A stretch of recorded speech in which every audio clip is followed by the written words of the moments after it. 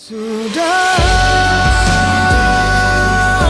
kini ku melepaskan cinta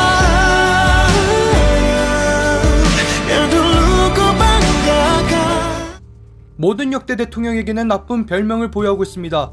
대표적으로 곧 김대중 전 대통령은 핵대중, 고 노무현 전 대통령은 일베에서 만든 각종 고인드립, 이명박 전 대통령은 여러분이 이거 다 거짓말인 것이 아니라 지박이, 박근혜 전 대통령은 닭과 그네 합쳐서 닭그네라고 불렸습니다. 문재인 대통령 엄청나게 많은 별명을 보유하셨는데 각종 댓글에 보편적으로 문재앙이 쓰이고 있습니다.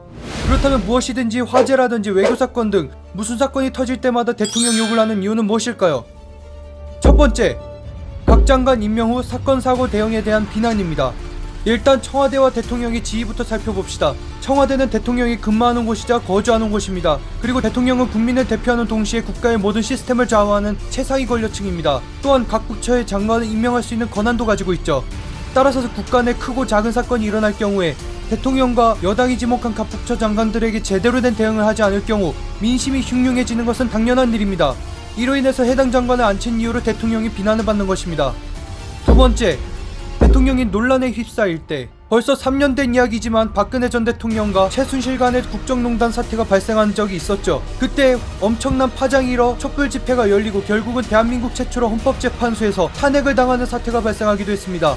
이때 대한민국 국민들은 세월호 7시간가의 논란과 겹쳐 닭그네라는 별명으로 비난했습니다. 이명박 전 대통령이 다스 관련 논란에 다스는 누구 겁니까? 라는 말로 풍자했던 것과 같습니다. 세 번째, 그냥 대통령 자체가 무능할 때, 대통령은 국가 시스템을 통제할 수 있는 절대 권력입니다.